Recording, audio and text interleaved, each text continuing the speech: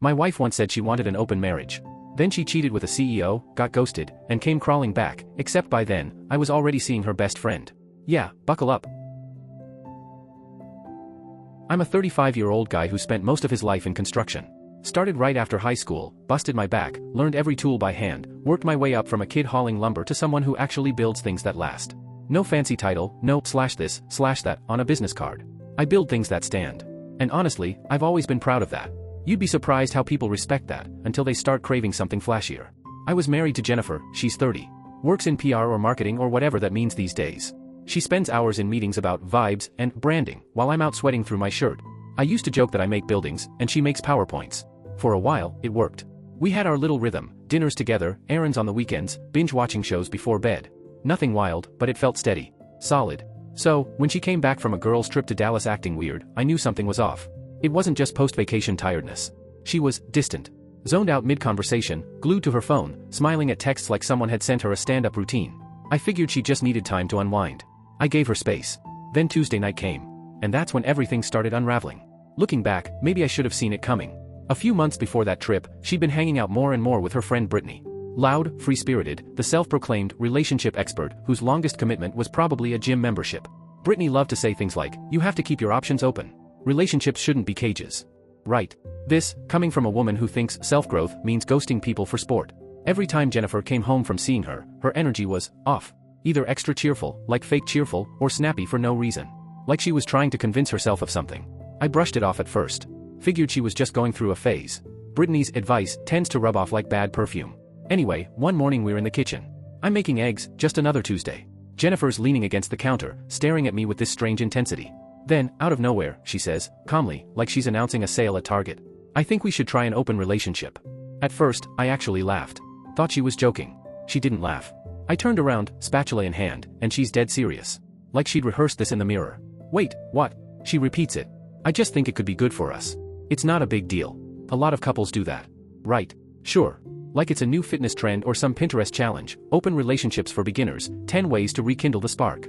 I just stood there, staring at her, trying to figure out who I was even talking to. Because the Jennifer I married, the one who once said, "If you ever cheat, I'll walk," would never, ever say this. And now here she is, pitching pre-approved infidelity like it's couples therapy. So I asked her, as calmly as I could, "Where's this coming from?" She shrugs, all casual. "It's just how I feel right now. I've been reading about it. Brittany's in one, and she says it's changed her life." Of course. Brittany. The philosopher of chaos herself. The same woman who calls monogamy a social construct and dates like it's a competitive sport. I didn't even answer right away. Just turned back to the pan, flipped the eggs, and let her talk. She kept going, all passionate and poetic. It's about growing as individuals, learning more about ourselves, and still choosing each other, but without all the restrictions. Oh yeah, because nothing says growth like letting random strangers test drive your marriage. I didn't interrupt. Didn't raise my voice. Just stood there, spatula in hand, feeling this cold wave of disappointment wash over me. Not anger. Not even jealousy yet, just disappointment. Because it wasn't just the idea itself, it was how easily she dropped it. Like she'd already made up her mind. Like I was supposed to say, "Wow, honey, how brave," and give her a gold star. Instead, I slid the plate of eggs toward her, silent. And right there, in that quiet kitchen, she stopped being the woman I married, and became a stranger sitting across from me. I didn't yell. I didn't slam anything. I just stood there, spatula in hand, trying to wrap my head around the fact that the woman I'd built a home and a life with was now suggesting we bring other people into our marriage like it was some fun weekend experiment. But here's the thing, this wasn't just a random idea she stumbled upon. No, this had been simmering for a while. You could tell.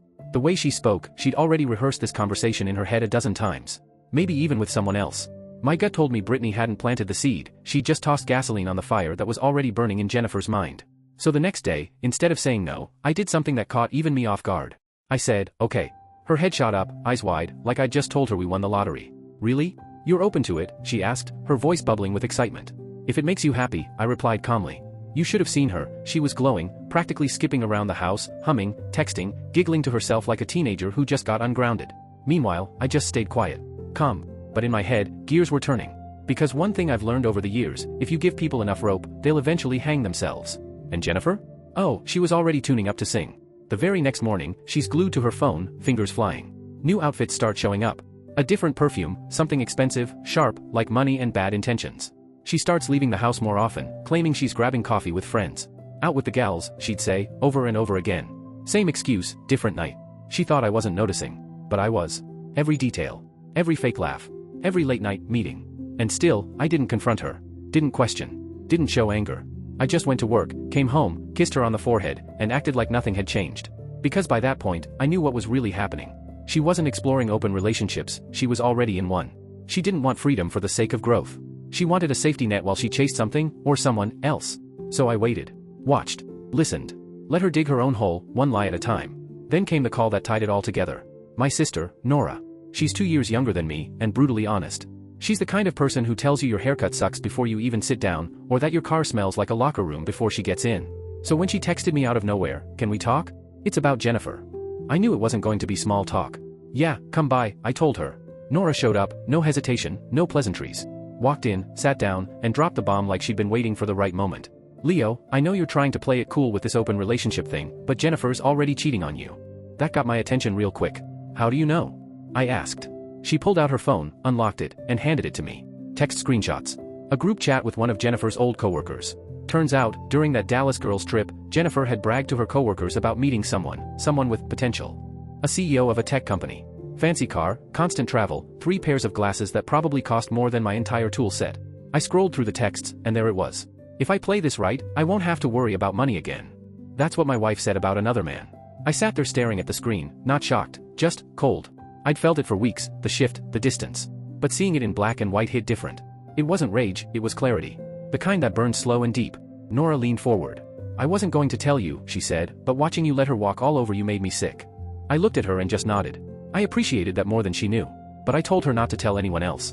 Not yet. I wasn't ready to react, not publicly, anyway. Because when someone shows you who they really are, the smartest thing you can do is let them keep performing. Jennifer's whole open marriage pitch wasn't about growth or honesty, it was about guilt-proof cheating. She wanted permission to sleep with her rich little CEO without being labeled the villain. And I was supposed to smile, play the understanding husband, maybe date around a little to make it fair. Yeah, no. That's when things shifted. I started noticing Evelyn, Jennifer's best friend. Now, let me be clear, nothing had ever happened between us. Not even close. Evelyn wasn't that kind of woman. She was classy, smart, and grounded in a way Jennifer used to be. When things between me and Jennifer got tense, Evelyn didn't gossip or take sides.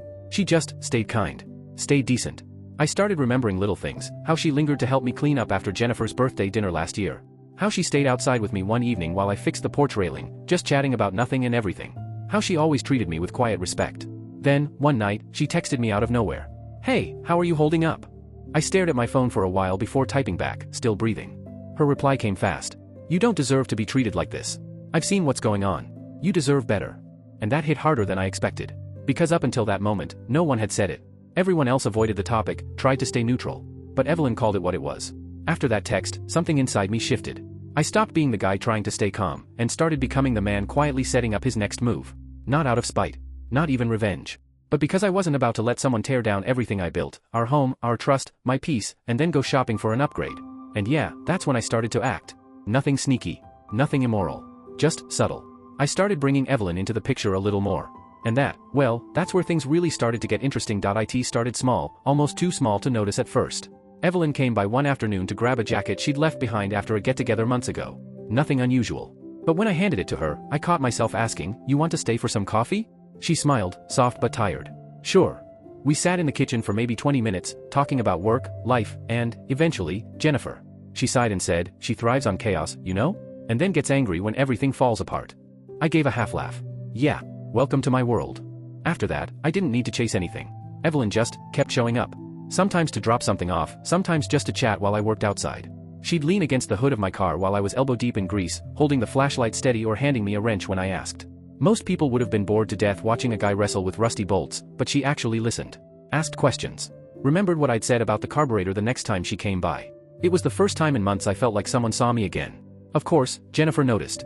One night, as I was climbing into bed, she said it casually, too casually. "You've been spending a lot of time with Evelyn lately." I didn't even look up from setting my alarm. "Why does that bother you?" She hesitated, then gave a little shrug. "No reason. Just saying." I smiled to myself. Good, 'cause I wasn't asking. The next morning, the questions started coming faster than a detective without a warrant. "Was Evelyn here again today? Did she say anything about me?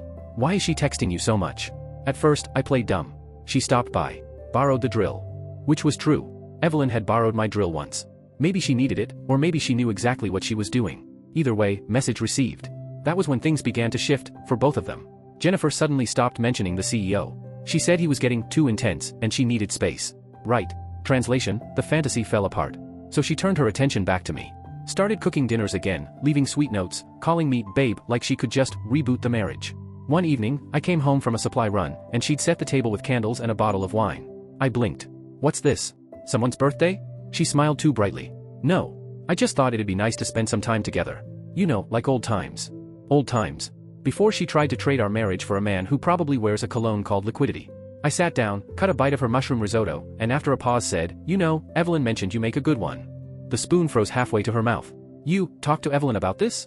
Yeah, I said, as calmly as ever. She told me she used to help you perfect this recipe. Jennifer's smile strained so hard I thought her cheeks might split. After that dinner, the air in the house got thick. She started hovering, following me from room to room, watching who I texted, asking endless questions. Did Evelyn say anything new? Why are you smiling at your phone? At one point, I finally looked at her and said, you should stop creeping around the kitchen like you're auditioning for a thriller. She didn't like that one bit. But the moment that really sealed it? That came the next weekend. I invited Evelyn over to help me fix the back fence. Jennifer was reading in the living room, a book she'd bought just to fill a shelf. Evelyn showed up in jeans and gloves, laughing as we tried to line up the boards. She teased me for measuring twice and still cutting wrong. Guess I'm keeping the lumber industry alive, I joked back. She laughed, that easy, unguarded kind of laugh I hadn't heard in months. Maybe you just need smaller hands for precision. Oh yeah? I shot back. Yours are too tiny for power tools anyway. It felt normal. Real. Light. Then I looked up, and there was Jennifer. Standing perfectly still at the window, watching us through the glass like some kind of ghost. Expression blank, eyes sharp. I raised a hand and gave her a small wave. She ducked out of sight. And that was the first time I realized, Jennifer might have started this game, but I was the one in control now. That night, Jennifer tried one last trick in her playbook, guilt. She came into the bedroom while I was scrolling through my phone, her voice soft, cracking just a little. I just feel like you're pushing me away, she said. I looked up at her, calm as ever. You literally asked me to be okay with you dating someone else. That's not pushing you away, that's me giving you the runway you asked for. Her expression snapped like a rubber band. But you never wanted to do it. You just said yes to trap me. I let out a quiet laugh. No, I said yes because I wanted to see how fast you'd crawl to someone else. Turns out it was faster than Prime shipping. She froze for a split second, face twisting with fury, then stormed out of the room and slammed the door so hard it rattled the frame. The next morning, I got a text from Evelyn. She called me, it read, wanted to talk. She's losing it. I typed back, good. Let her. She wanted openness. Now she was about to learn what locked doors feel like. Jennifer thought she still had control, that I was just some loyal, clueless husband standing in place, waiting for her to come home. What she didn't realize was that while she was out playing games, I'd been quietly building something real. After that, everything changed. Evelyn and I weren't just talking anymore. There was something between us. Subtle, unspoken, but solid. It wasn't rushed, it wasn't planned, it just fit. A few nights later, I invited her over for dinner. Not as a pity gesture, not as a rebound, just two people sharing a meal that actually meant something. She showed up with a dish of homemade lasagna, golden, crisp on top, layers stacked perfectly, and the smell alone could have made you believe in heaven. We sat at my kitchen table with plates full and laughter spilling into the quiet of the house. It wasn't awkward. It wasn't performative. It just was. Two people who'd been through enough chaos to finally appreciate a calm, warm night. Halfway through the meal, between a sip of wine and another laugh about something stupid, I looked at her and said, I don't want to play games anymore. She set her fork down slowly, her eyes locking on mine, the corners of her mouth curling up like she'd been waiting to hear that exact line. Neither do I, she said softly. For a moment, the whole room felt still. The air hung between us, thick with something both new and familiar. Then she took a breath. I should probably tell you something, she added. I raised an eyebrow. What's that? She smiled, not shyly, not smugly, just with that kind of honesty that hits you right in the chest. I've always liked you, Leo. Even back when you and Jennifer first got together. I never said anything, because I don't mess with taken people. But I saw how you treated her, how steady you were. You build things, not just with your hands, but with your heart. And I guess I always wondered what it would be like if someone like you ever picked me. I didn't speak right away. I just let it settle. Not because I was shocked, but because it was rare to hear something that genuine. Finally, I leaned forward a little and said, well, I'm picking you now. No more guessing. Her smile widened, eyes bright. So, we're doing this? I asked. She nodded without hesitation. Yeah, we're doing this. And that was it. No drama, no conditions, no emotional gymnastics. Just two people sitting in a kitchen, eating lasagna, choosing honesty over manipulation. For the first time in a long, long while, I didn't feel like a backup plan or a consolation prize. I felt chosen. And damn, it felt good. The next day, I came home straight from work, still in my dusty boots, shirt sticking to my back from a long day in the sun. Jennifer was on the couch, scrolling through her phone like she was auditioning for the next reality show about finding yourself. Evelyn was supposed to arrive in about 15 minutes. And right then, I decided, enough dancing around it. Time to stop pretending. I sat down across from her, calm as ever, like I was about to ask what was for dinner. Jennifer, I said evenly, just giving you a heads up, Evelyn and I are together now. Officially. Her thumb froze mid-scroll. You're kidding. Nope. With Evelyn? My best friend? I nodded. Well, you were the one who said exclusivity was outdated, remember?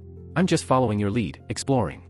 She jumped up so fast the couch probably needed trauma therapy. You're disgusting. I can't believe you would do this to me, with her. What kind of man? I didn't let her finish. I looked her square in the eye. The kind of man who gave his wife the chance to be honest. Who stood by her while she played house with the CEO like our marriage was her safety net.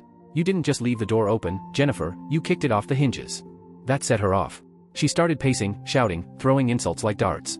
Evelyn was a snake, I was a traitor, we'd been plotting against her all along. Every word was drenched in venom and hypocrisy. Then, just as suddenly, she went quiet. Her voice softened, the anger turning to tears. I've been thinking, she said. I don't want an open relationship anymore. I want things to go back to how they were. As if that was something you could just toggle off. Like, oops, my bad. Forget the part where I auditioned for Sugar Babies Anonymous. I just stared at her for a few seconds. Let the silence do all the heavy lifting. Then I said, calm and steady, yeah, I've been thinking too. And I want you to start packing. She blinked, rapidly, like her brain was buffering. You're not serious. Oh, I'm serious, I said. Expect your divorce papers. She took a step back, like I'd hit her with a physical blow. You're divorcing me, she said, her voice all wounded and trembling, like she was the one who got betrayed. I leaned forward slightly, my tone still calm but cutting sharp. No, Jennifer. I'm divorcing the version of you that forgot what commitment means. The version that treats love like a subscription, you cancel it when something shinier comes along. The version that tossed loyalty aside because it stopped being exciting. Her lips parted, but I didn't give her the chance to speak. You wanted options. You took them. And now that Mr. Tesla stopped texting, suddenly you remember I exist? No, you don't miss me, Jennifer. You miss the man who stayed when you didn't deserve it. She just stood there, blinking, like she was trying to find the right script but had forgotten her lines. You said you wanted freedom, I continued. Well, congratulations, you've got it. Freedom from this marriage. From this house. From pretending like you didn't know exactly what you were doing. For about 30 seconds, she said nothing. Just stood there with her arms crossed, cycling through anger, confusion, shame, all of it written across her face. Then, in this small, breaking voice, she said, can't we at least talk about this? I looked at her one last time and said quietly, we did talk about it. Back when you wanted to turn our marriage into a community project. That was your decision. I'm just agreeing with you now. Then I stood up, walked right past her, and opened the door. Go ahead and start packing before I get back, I told her. And don't try the sympathy act. You left that behind with your dignity the moment you chose a CEO over your husband. She stood there shaking, angry, humiliated, completely lost. Then she grabbed her bag, slammed the door, and was gone. When I got back later, the house was silent. Her things were gone, too.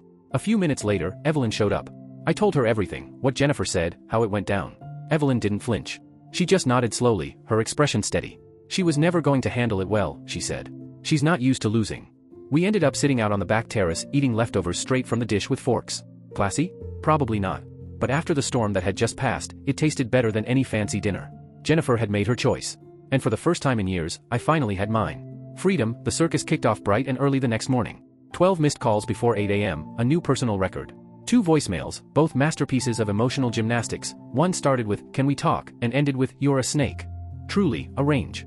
Then came the text storm. You're throwing everything away. You're being cruel. You'll regret this. And my personal favorite, Evelyn was never your friend, she used you. I didn't reply to any of it. Not because I didn't have words, trust me, I had plenty, but because sometimes silence hits harder than any comeback. Let her scream into the void, I'd already stopped listening. Meanwhile, I had more important things to do. Like meeting my attorney. And here's a little life lesson for any future husbands out there, if you do one thing before getting married, get a damn prenup. Not because you're cynical, but because if things ever do go sideways, it'll save you from sitting in a courtroom wondering how your ex-wife ended up with your house and your dog. I sat across from my lawyer, sipping coffee while he flipped through the paperwork. He looked up, eyebrows raised. She doesn't get a dime. Not one damn dime, he said, almost grinning. I leaned back. You're sure? Positive? You kept the original signatures? I nodded. Hard copy and scanned. Safety deposit box. He chuckled, shaking his head. You, my friend, are my new favorite client. The prenup was clean and airtight. No infidelity clause, unfortunately, but everything I owned before the marriage stayed mine, my savings, my truck, my shop, my tools, and even my rental properties. The lawyer read one line out loud, almost savoring it. All income from premarital business entities shall remain separate and immune to division in the event of divorce. Then he looked up, smirking. That includes the shop and the rentals. I nodded. Everything. Even the lawnmowers. He laughed. Man came with receipts and weed whackers. In the end, Jennifer was only entitled to what she brought in, her personal checking account and whatever fit into her luggage. No spousal support, no shared assets, not even the dog. She never wanted him anyway, said I was too clingy with pets. Her loss. He's my best coworker. My lawyer slid the papers across the desk. All that's left is your signature. We'll courier it straight to her. So I signed. Right there, pen in hand, calm as stone. A few hours later, she got served at her shiny new high-rise apartment, the one she'd moved into after storming out like a newly single influencer starting her healing era. It didn't take long for my phone to buzz again. "Are you serious?" she texted. I typed back, "Dead serious. You open the door, I'm just closing it behind you." Her reply came fast, "I didn't know what was in the prenup." I sent one line, "Not my fault." And that was the last I heard from her. Well, almost. See, silence isn't Jennifer's thing. So when she couldn't get through to me, she decided to go straight for Evelyn. According to Evelyn, it was a full-on ambush. No warning, no text, just furious knocking loud enough to wake the neighbors. Evelyn opened the door like she was expecting a package, not a meltdown. Jennifer barged right into her hallway, red-faced and wild-eyed. "You betrayed me. How could you do this to me?" Evelyn told me later she just stood there, hand still on the door, deciding whether to let her rant or shut it in her face. Then, in that cool, steady tone of hers, she said, "You destroyed your own marriage, Jennifer. I just decided I wasn't going to clean up the mess for you. You gave up the job, and now you're mad someone else applied." Apparently, Jennifer froze, like she was waiting for an apology that wasn't coming. Evelyn looked her dead in the eye and added, "If this is what you came here for, you can leave the same way you came in, alone." And with that, she closed the door. End scene. While Jennifer was out there trying to headline her one-woman pity parade, I was cleaning house, literally and figuratively. I switched every shared account into my name, canceled joint subscriptions, changed passwords like a man on a cybersecurity mission. Then I cleared the house, boxed up her leftovers, tossed her skincare clutter, donated the wedding decor she'd refused to take. By the end of the week, she was gone in every possible sense. No money, no leverage, no power left to swing. Evelyn asked me one night, "Don't you feel sick after all this?" I shook my head. "No. I feel like I just walked out of a burning building, and someone was standing there with water." The divorce became official soon after. Jennifer was no longer my wife, legally, emotionally, or otherwise. And when my lawyer called to confirm it, I just stood in the middle of my kitchen, dusty boots, calloused hands, the smell of coffee still in the air, and smiled. Not angry. Not bitter. Just done. For the first time in years, I felt weightless. Free. Life wasn't perfect, but it was finally mine. Simple. Peaceful. And honestly, I could have ended the story right there, closed the book and moved on. But of course, Jennifer had other plans. She always does. It was Nora's birthday, just a laid-back backyard barbecue. Friends, family, good food. I grilled everything myself this time, no overpriced catering, no fuss. Evelyn helped set up the decorations, Nora brought her legendary potato salad, and my cousin Jason was already halfway to a food coma. The music was playing, laughter everywhere. For once, everything just felt right. Then someone from inside called out, Leo? Someone's at the gate."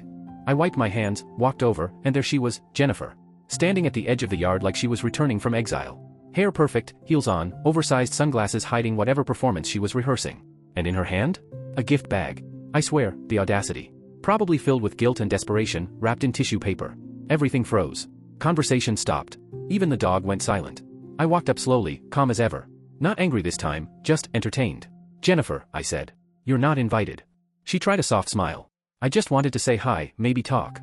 Not the time, not the place, not the guest list." She took off her sunglasses, her classic move before the waterworks. "I've been thinking a lot," she began. "I just want to give our marriage another chance. I made a mistake." I nodded once. "Yeah, we all saw that one coming." She kept going, desperate now. "I didn't realize what I had until it was gone. And seeing you with Evelyn is not your business anymore," I cut in. At that point, everyone was watching. Nora crossed her arms, standing off to the side like the world's most unimpressed referee. Jennifer looked around the yard, realizing for the first time she wasn't the main character anymore. "Can we at least talk in private?" she asked, voice shaky. I shook my head. "Nope. Whatever you came to say, you had months to say it. You made your choice. You picked someone else. And now you're only here because he dumped you, and I didn't." She went still, her confidence cracking like glass. Then came the accusation, "So you're just replacing me? Like it's that easy?" I leaned forward, loud enough for everyone to hear. "You replaced yourself the moment you gave me permission to stop being your priority." She blinked, stunned, trying to gather herself. "This isn't over," she hissed. "You can't just erase everything we had." I actually laughed. "Jennifer, you erased it. I just swept up the pieces and handed you the broom." Her mouth opened like she wanted to scream, but before she could, Evelyn walked over. Calm, steady, graceful. She didn't say much. Just stood beside me, hand brushing mine. That alone said everything. Jennifer stared at her, waiting for some big movie moment, an apology, maybe a tear. Instead, Evelyn tilted her head slightly and said, "You were his past. I'm his present and future. So you can leave now." Silence. Jennifer glanced around, looking for support, for sympathy. She got none. Not from Nora, not from anyone. Then, without another word, she turned around and walked out the same gate she came through, gift bag still clutched in her hand. A minute later, the music started up again. Nora walked by, grabbed a burger, and muttered, "Happy birthday to me." Evelyn sat next to me, exhaled, and said, "That felt good." I grinned. Better than winning the lottery. And that's it. That's how it ended. Jennifer wanted options. She took them. And she learned the hard way that love doesn't come with a backup generator. She thought I'd be weak enough to wait around. She was wrong. I didn't just survive it, I built something better out of the wreckage. So, if anyone out there is wondering whether to give a cheater another chance, don't. Let them be someone else's chaos. You've got better things waiting on the other side. Peace. Real peace. And for the record, Evelyn's lasagna still reigns supreme. Thanks for listening. If you like this story, don't forget to subscribe and hit that bell, because trust me, there's always another drama just around the corner.